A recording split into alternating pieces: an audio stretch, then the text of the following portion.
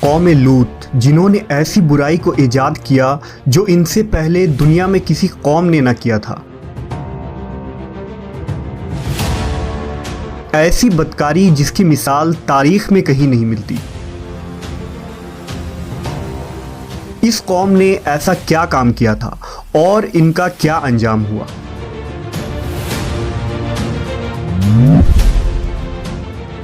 حضرت لوط علیہ السلام اللہ کے ایک برگزیدہ نبی تھے۔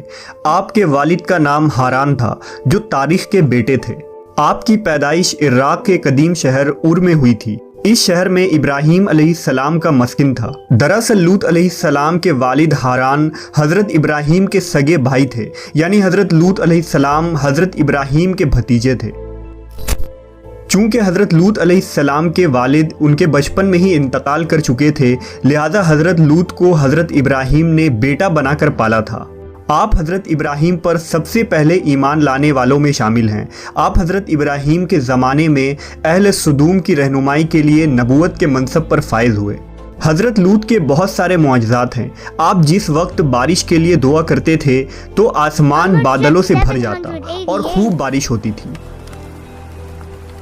حضرت لوط جس پتھر پر سر رکھ کر سوتے، اس پتھر پر آپ کے سر مبارک کا نشان بن جاتا تھا۔ سدوم وہ علاقہ تھا جہاں لوط علیہ السلام مبعوث فرمائے گئے۔ سدوم کے آس پاس 5 نہایت ہی خوبصورت شہر آباد تھے، جن میں سے ہر ایک کی آبادی 1 لاکھ نفوس سے زیادہ ہی تھی۔ یہ علاقے نہایت ہی سرسبز و شاداب اور قدرت کی فیاضی کا حسین شاہکار تھا۔ یہاں باغات کی کثرت تھی، لہلہاتی کھیتیاں یہاں کی ضروریات سے کہیں زیادہ تھی۔ اردن، شام اور اسرائیل کے درمیان بسا ہوا یہ علاقہ نہایت ہی زرخیز تھا۔ وہاں طرح طرح کے اناج، پھل، میوے بکثرت پیدا ہوتے تھے، اور یہی وجہ تھی کہ آس پاس کے بستیوں کے لوگ بھی اپنی معاشی اور غذائی ضرورت کے لیے ان بستیوں کی طرف آتے تھے۔ مگر یہ بات اہل سدوم کے لوگوں کو بالکل بھی پسند نہ تھی۔ ان کے خیال میں ان کی بستیوں میں پیدا ہونے والے پھلوں، اناجوں اور سبزیوں پر صرف ان کا ہی حق تھا۔ وہ نہیں چاہتے تھے کہ دوسری بستیوں کے لوگ ان کے علاقے میں آئیں۔ ایک دن سدوم کے لوگ اس بات پر غور و فکر کر رہے تھے کہ باہر سے آنے والے لوگوں کو یہاں آنے سے آخر کیسے روکا جائے، کہ ابلیس ایک بزرگ کی شکل میں ان کے محفل میں آیا اور کہا، اگر تم ان سے پیچھا چھڑانا چاہتے ہو تو میرے کہنے پر عمل کرو۔ اس اجنبی بزرگ کی بات لوگوں نے بہت توجہ سے سنی۔ ابلیس نے کہا، میں کل بتاؤں گا۔ دوسرے دن ابلیس ایک خوبصورت جوان لڑکے کی بھیس میں آیا اور انہیں اپنی عورتوں کے بجائے مردوں کے ساتھ فعل بد کرنا سکھایا۔ ابلیس نے کہا کہ اگر تم ان بستیوں کے لوگوں سے نجات چاہتے ہو جو تمہاری بستی میں آ جاتے ہیں تو ایسا کرو کہ جب بھی کوئی شخص تمہارے علاقے میں آئے تو تم لوگ زبردستی اس کے ساتھ اپنی خواہش پوری کرو۔ اس طرح یہ لوگ اس بستی میں آنا چھوڑ دیں گے۔ اپنی نفسانی خواہشات کے لیے مردوں سے بدفعلی اس قوم کا دستور بن گیا تھا۔ یہاں بے حیائی عام ہو گئی تھی۔ حکمراں، سردار، رؤسا، ہر طبقے میں گھر گھر یہ عمل پھیل گئی تھی۔ بھری محفل میں یہ لوگ اس فحاشی کے کام کو کر کے خوش ہوتے تھے۔ کوئی بھی محفل اس کام کے بغیر ادھوری سمجھی جاتی تھی۔ خاص کر مسافروں میں سے کوئی خوبصورت لڑکا ہوتا تو یہ لوگ اسے اپنا شکار بنا لیتے۔ تلمود میں لکھا ہے کہ اہل سدوم اپنی روزمرہ کی زندگی میں سخت ظالم، دھوکے باز اور بد معاملہ تھے۔ کوئی مسافر ان کے علاقے سے بخیریت نہ گزر سکتا تھا۔ کوئی غریب ان کی بستیوں سے روٹی کا ایک ٹکڑا نہ پا سکتا تھا۔ بارہا ایسا ہوتا تھا کہ باہر کا آدمی ان کے علاقے میں پہنچ کر فاقوں سے مر جاتا اور یہ اس کے کپڑے اتار کر اس کی لاش کو برہنہ دفن کر دیتے۔ اپنی وادی کو انہوں نے ایک باغ بنا رکھا تھا جس کا سلسلہ میلوں تک پھیلا ہوا تھا۔ اس باغ میں وہ انتہائی بے حیائی کے ساتھ اعلانیہ بدکاریاں کرتے تھے۔ حضرت لوط علیہ السلام نے انہیں توحید کی دعوت دی اور بدکاری کے اس گھنونے عمل سے توبہ کرنے کا حکم دیا۔ حضرت لوط نے کہا، تم بے حیائی کیوں کرتے ہو؟ کیا تم عورتوں کو چھوڑ کر لذت حاصل کرنے کے لیے مرد کی طرف مائل ہوتے ہو؟ حقیقت یہ ہے کہ تم احمق لوگ ہو۔ حضرت لوط اہل سدوم کو دن رات واعظ و نصیحت کیا کرتے، لیکن قوم پر اس کا کوئی اثر نہ ہوا، بلکہ وہ بہت فخریہ انداز میں یہ کام کرتے تھے۔ انہیں حضرت لوط کا سمجھانا بھی برا لگتا تھا، لہٰذا انہوں نے صاف صاف کہہ دیا کہ اگر تم ہمیں اسی طرح برا کہتے رہے اور ہمارے کاموں میں مداخلت کرتے رہے تو ہم تمہیں اپنے شہر سے نکال دیں گے۔ حضرت لوط نے نصیحت و تبلیغ کا سلسلہ جاری رکھا، لہٰذا ایک دن اہل سدوم نے خود ہی عذاب الہی کا مطالبہ کر دیا۔ اللہ تعالیٰ نے اب تک ان کے اس بدترین فحاشی اور بدکاری کے باوجود ڈھیل دے رکھی تھی، لیکن جب انہوں نے حضرت لوط سے ایک دن کہا کہ اگر تم سچے ہو تو ہم پر عذاب لے آؤ، لہٰذا ان پر عذاب الہی کا فیصلہ ہو گیا۔ اللہ نے اپنے خاص فرشتوں کو دنیا کی طرف روانہ کر دیا۔ یہ فرشتے دراصل حضرت جبرائیل، میکائیل اور اسرافیل علیہ السلام تھے۔ پھر یہ فرشتے حضرت لوط علیہ السلام کے گھر تشریف لے آئے۔ حضرت لوط نے جب ان خوبصورت نوعمر لڑکوں کو دیکھا تو سخت گھبراہٹ اور پریشانی میں مبتلا ہو گئے۔ انہیں یہ خطرہ محسوس ہوا کہ اگر ان کے قوم کے لوگوں نے انہیں دیکھ لیا تو نہ جانے وہ ان کے ساتھ کیا سلوک کریں گے۔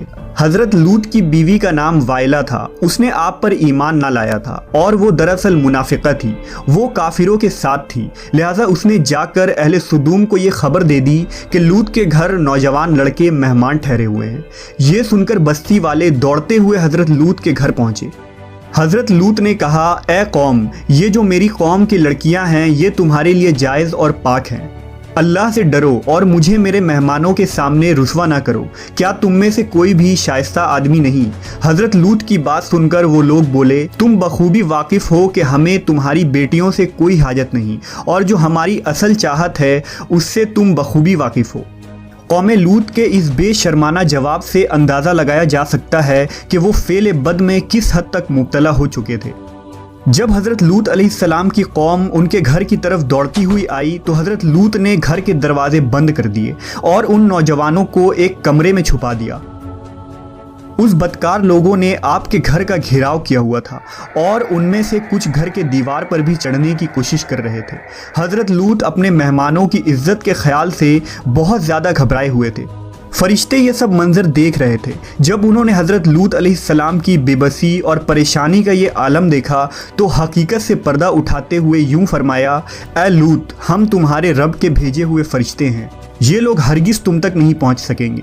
ابھی کچھ رات باقی ہے تو اپنے گھر والوں کو لے کر چل دو اور تم میں سے کوئی شخص پیچھے مڑ کر نہ دیکھے۔ اہل سدوم حضرت لوط کے گھر کا دروازہ توڑنے پر بضد تھے، لہٰذا حضرت جبرائیل علیہ السلام نے گھر سے باہر نکل کر اپنے پر کا ایک کونا انہیں مارا، جس سے ان سب کی آنکھوں کے ڈھیلے باہر نکل آئے اور بصارت زائل ہو گئی۔ یہ خاص عذاب ان لوگوں کو پہنچا جو حضرت لوط کے پاس بد نیتی سے آئے تھے۔ حضرت لوط علیہ السلام حقیقت حال جان کر مطمئن ہو گئے اور اپنے گھر والوں کے ساتھ رات ہی کو نکل کھڑے ہوئے۔ بیوی بھی ان کے ساتھ تھی، لیکن کچھ دور جا کر وہ واپس اپنے قوم کی طرف پلٹ گئی اور قوم کے ساتھ جہنم رسید ہو گئی۔ صبح کا آغاز ہوا تو اللہ کے حکم سے حضرت جبرائیل نے بستی کو اپنے پر سے اکھاڑ دیا اور پھر اپنے بازو پر رکھ کر آسمان پر چڑھ گئے، یہاں تک کہ آسمان والوں نے بستی کے کتے کے بھونکنے اور مرغوں کے بولنے کی آوازیں سنی۔ پھر اس بستی کو زمین پر دے مارا، جس کے بعد ان پر پتھروں کی بارش ہوئی۔ ہر پتھر پر مرنے والوں کا نام لکھا ہوا تھا۔ جب یہ پتھر ان کو لگتے تو سر پاش پاش ہو جاتے۔ صبح سویرے شروع ہونے والا یہ عذاب اشراق تک پوری بستی کو نیست و نابود کر چکا تھا۔ قوم لوط کی ان خوبصورت بستیوں کو اللہ نے ایک انتہائی بدبودار اور سیاہ جھیل میں تبدیل کر دیا، جس کے پانی سے رہتی دنیا تک کوئی فائدہ نہیں اٹھایا جا سکتا۔